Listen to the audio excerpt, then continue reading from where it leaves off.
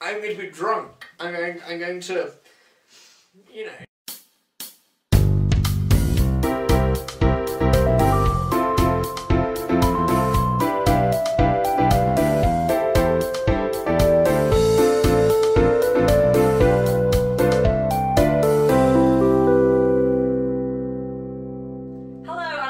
Subject slurring. Yes, this is the programme where we get some of Cambridge's finest minds and get them drunk to the blurred degree.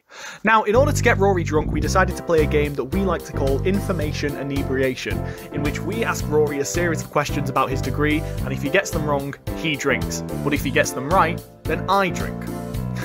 If you'd like to see that, then please go and watch the extended version of this video on our YouTube channel. But before you leave, please give this video a like, it would mean the world to us. Thank you very much. But if you're not leaving, and you just want to skip to some drunken goodness, then give us a like anyway. We love likes. And then enjoy just some highlights from that first round. Name 5 definitions of set. A badger's home is called a set. Eve wasn't actually the first wife of Adam. Was she not? You know when you're spare ribs, she was left over. Oh, she's the Chinese takeaway. And with that, he threw me up against the bookcase, and I felt his giant, pulsating cock thrust into me so my bones shuddered. Holy cow.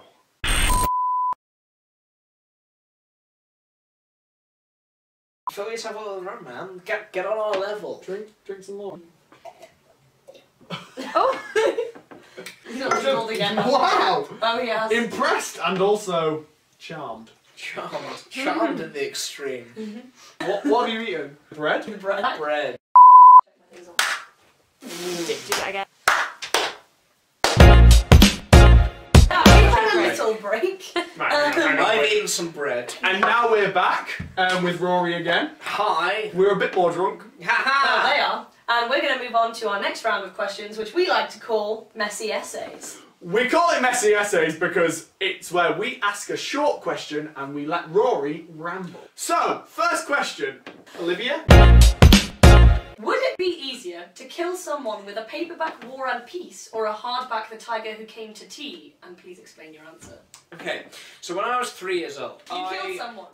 And I rolled off of my bed in a fit of nighttime, I wouldn't say panic, but I would say exuberance. A fit of nighttime exuberance is only accessible to a 3-year-old who has not yet experienced existential dread. And I fell onto the floor of my bedroom, onto a hardback edition of The Tiger Who Came to Tea. I whacked my head upon said copy of Tiger Who Came to Tea.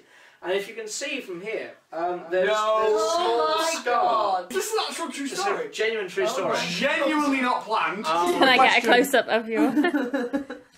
Hold on.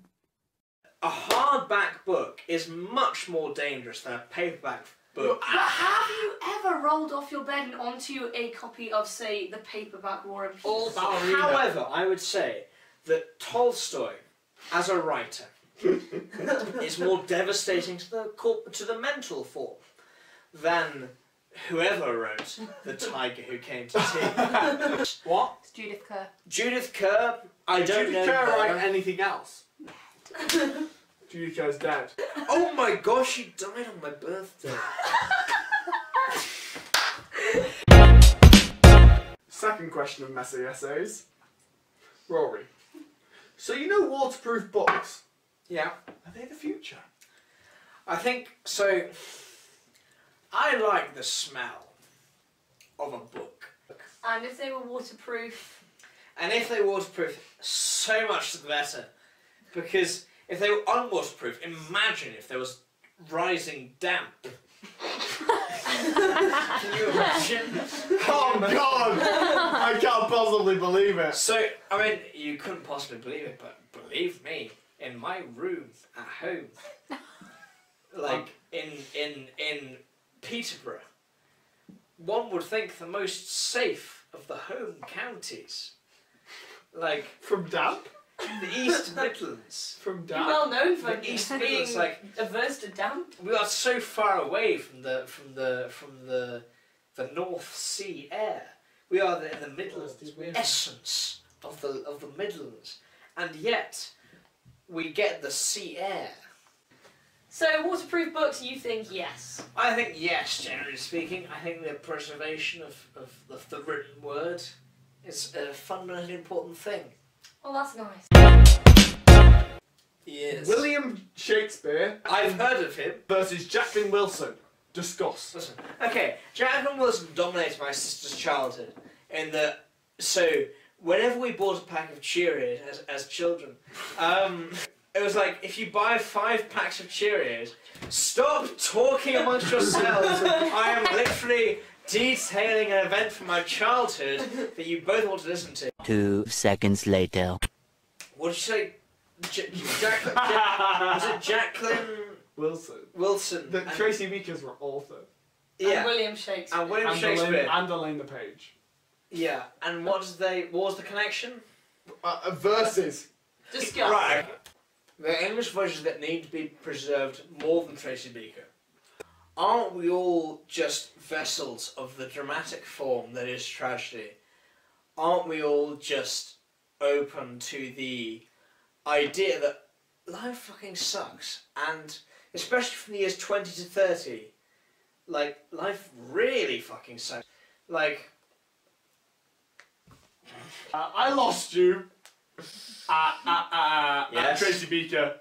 So what you're saying is you relate more to Shakespeare's characters than to Jacqueline Well, Wilson's. the early modern experience was the first to kind of define what the tragic was. The Daily Mail would have you believe that William Shakespeare is the best author of all time, which he is not. I would say, but he's the best author in the English language. This is more we happen to have a prop and we want you to do your best Sherlock Holmes impression. Yes. I see the photos are arranged in a certain ordered pattern on the wall that deliberates to me that they are set up by a man of some considerable stature to have the height in order to establish that wall. Yes, I can conclude that the man in question is a man of about 6'2", perhaps 6'3" height, who is more focused on windows than he is on walls. Yes, 6'3". Wow. I am. He's right. I love windows. Holmes, how did you know? Holmes, how could you possibly have worked it out? Elementary, my dear Watson. Rory, let's get a little cheers at this point. Shit. Why am I full again? You got drank since you were last drunk. Oh dear, this looks like it could go wrong. He's not holding it. Why really. is he? You good? You good, man? I'm good. It's fine, he's got grip. Final I question. have grip on reality. If you say so, Mr. Holmes. You can keep it on if you want. Nice. Final question. The Chocolate River is more of a meaty roll than Sir Toby Belch. Discuss. Oh, fuck that. I mean, so the Chocolate River. I'm assuming you mean...